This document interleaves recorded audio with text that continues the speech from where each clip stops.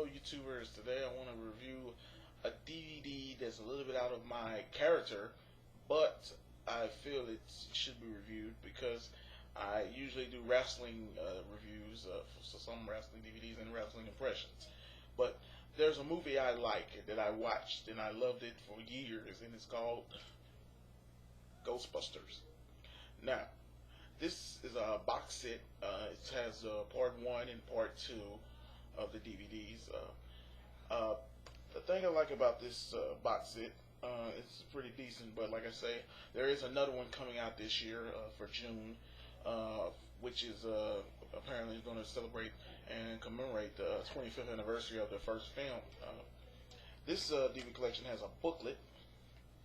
Of course, the two movies are in here too, but it has a booklet in here, right here.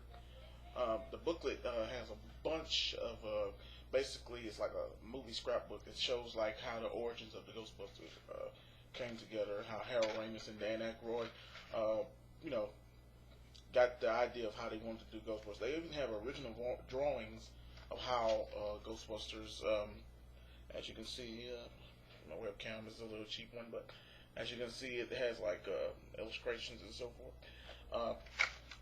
I like this because it kind of gives you insight of how the movie was coming together. They even have pictures of some of the original artwork for the actual Ghostbusters symbol. You see some of them, you know what I'm saying? Some of them just look like kindergarten like drawings and whatnot. They finally got to one where, you know, of course the main symbol, which is the one they kind of stuck with. Like I say, both movies are great. This is kind of a review about the movies themselves. The first one is kind of like the origin. The first DVD is like the origin of the Ghostbusters franchise, how it got started and whatnot. The second movie is kind of like, put it like this. In the first movie, you have Dan Aykroyd, you have, you know, Harold Ramis, Bill Murray, and Ernie Hudson, who are the 4 Ghostbusters, right? Now, when the movie first starts off, it goes through the whole phase. Now, in the original printing of the movie itself, all 4 Ghostbusters were already 4 Ghostbusters. Winston was already with them. So, I guess in the movie version of the original transcript, they decided to just bring Winston in later.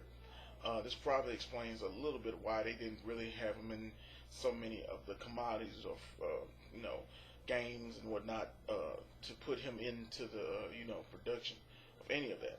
But like I say, the first Ghostbusters is basically origin of how they started. There are 3, you know, like parapsychologists, and you know they're dealing with, you know, this supernatural, if you will.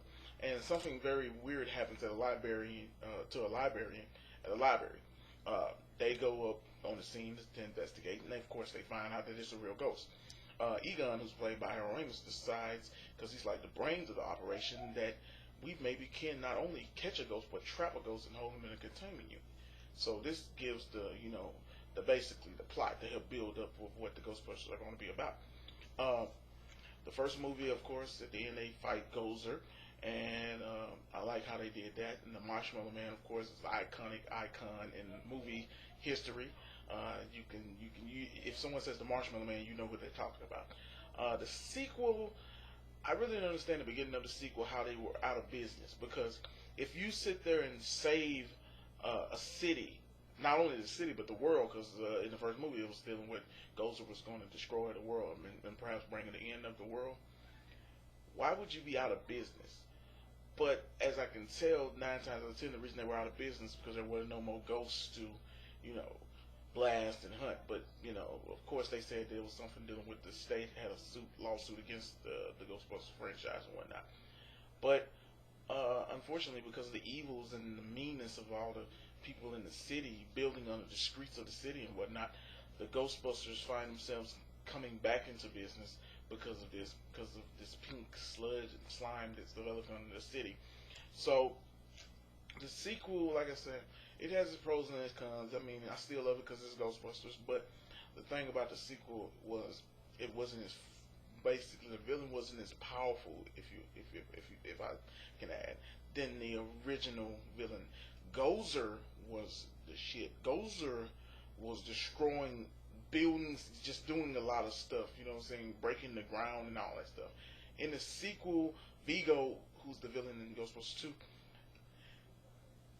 how can I say this? It's not really, he's not really as powerful. And you know, Gozer was, of course, you know, could change forms and whatnot. But it was a female in the first one as Gozer. So the thing that I'm saying in Ghostbusters 2, it was a little bit, but like I say, all right, it was still an alright movie. You know what I'm saying? They even gave a cameo to Bobby Brown. You know, this is before he started going all crazy and whatnot. But like I said, great package. I'm looking forward to when they come out with the 25th anniversary. But until now, this will hold me off. You know. Also on this box set for the Ghostbusters one showcasing, they have extras. Deleted scenes that never actually made it into the movie. Some of them are pretty surprising. Some of them are pretty weird. Like this one scene where Bill Murray and Dan Aykroyd play homeless guys. They're playing other characters, and it kind of throws off the movie a little bit, but still funny. Like I say, it was a scene where Rick Moranis' character was running in the park from the little demon dog in the movie. The sequel has 2 original animated series episodes. It has one from the real Ghostbusters, and it has one from Slimer and the real Ghostbusters. Great find, especially for the episodes. One episode has the first actual episode of the Ghostbusters, which shows them coming in after they've just defeated Gozer and the Marshmallow Man. They have the stuff all on their body and stuff, and it's kind of like the origins of Slimer, really, of how Slimer became a part of the Ghostbusters and so forth. But like I said, you got the money, you better get it. It's Ghostbusters 1 and 2. It's on DVD. It's a box set. It has a scrapbook of some of the information about the movie and so forth. And like I say, great movie. If you felt this review was helpful, you know, subscribe. If you feel that some of my other reviews were decent, you know, subscribe. I do a lot of wrestling impressions also. So, you know, just check them out. I do a couple other creative videos when it comes to my YouTube videos. So this is Jughead82 signing off. Thanks for listening.